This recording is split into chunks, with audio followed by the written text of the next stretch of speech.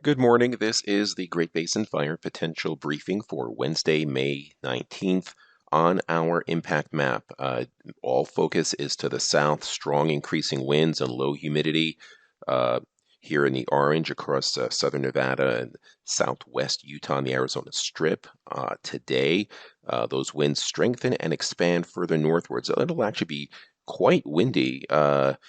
Maybe even gusts of 50 or 60 miles per hour, but the humidity will be higher and fuels are greener further north across central portions of Utah and Nevada, so we do not have a concern that far north as of yet.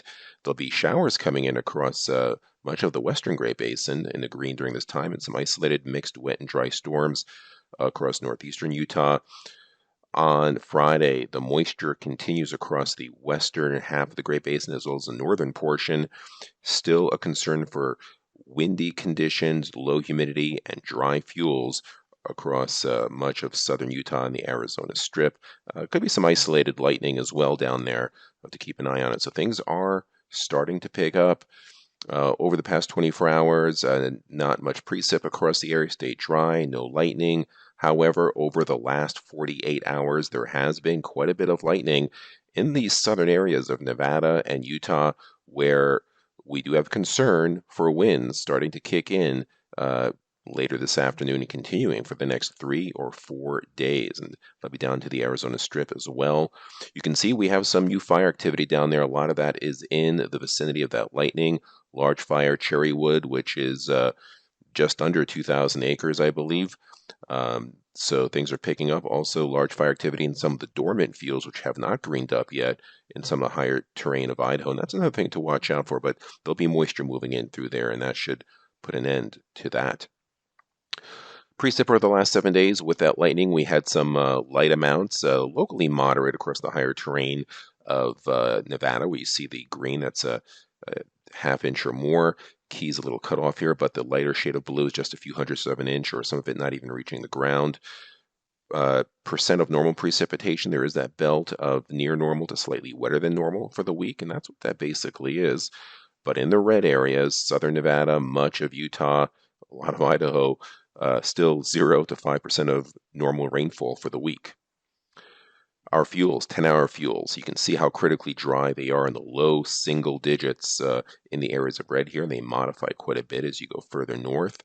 100-hour fuels, again, there's our area of concern in that pink, less than 5%. That's a really good indicator of or driver of large fires. We'll have to watch that. Even these golden areas are still in the single digits in the 100-hour fuels. Some of our areas of concern down in southern Ely, you can see where the ERCs are. They are well above normal and just under record.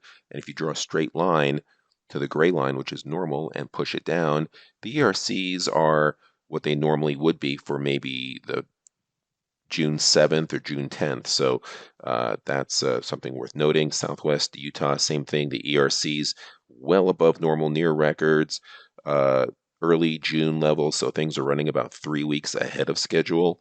Arizona Strip, very close to record levels, just under it.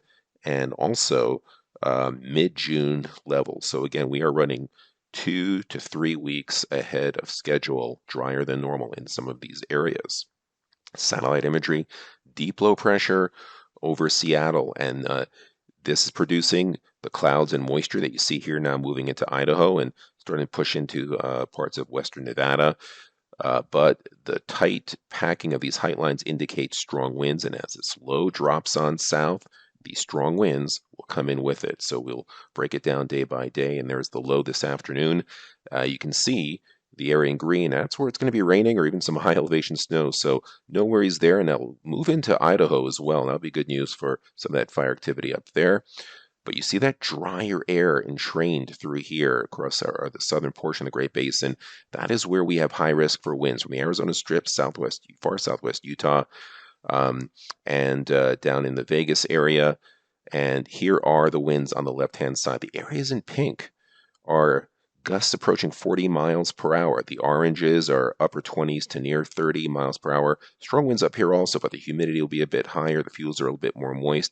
It's these single-digit humidities down here overlaying the wind where we have concerns and where we have some of those new fire starts in the Arizona Strip and far southwest Utah.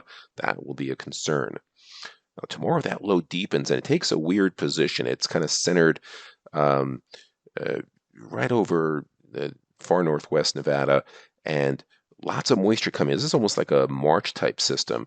A lot of rain and even some upper level snow where you see the areas in green, but in this drier tongue down south is where the winds and the drier air will coincide. You can see our high risk expands to cover a bit bigger chunk of Nevada and Utah as well, and that's also part of a larger part of high risk for adjacent Arizona and southwest Colorado.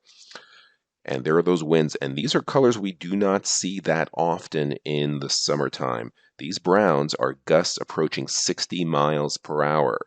Again, there's been recent lightning through here. Fields are dry. There is green up going on in the higher elevations and down to the valleys once you get towards central Utah. So, a bit of a tricky forecast. But you can see the low humidities down here with those winds. And then on Friday, the low basically sitting in place, so pushing more wind and dry air on the eastern side of the system, more moisture for Idaho, northwest Nevada coming in. So again, our high risk is in our southern areas. Tough call whether to go into Dixie National Forest. We left it out for now. There is some green up going up in a higher terrain, but there's also a lot of dead pinyon juniper there.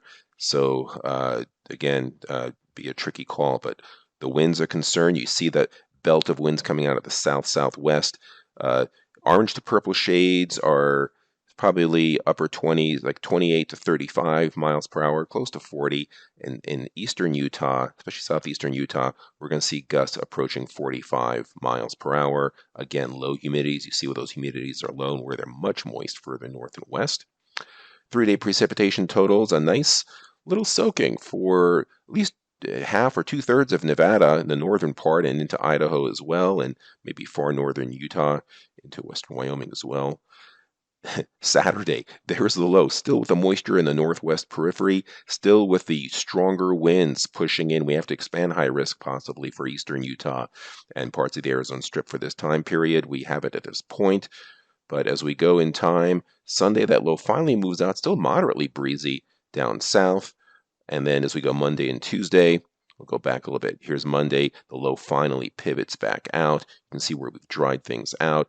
Tuesday, drier southwest winds pushing in another trough, pushing into parts of western Idaho. But our big concerns are in the short term, so to monitor that carefully. 7-day precipitation totals.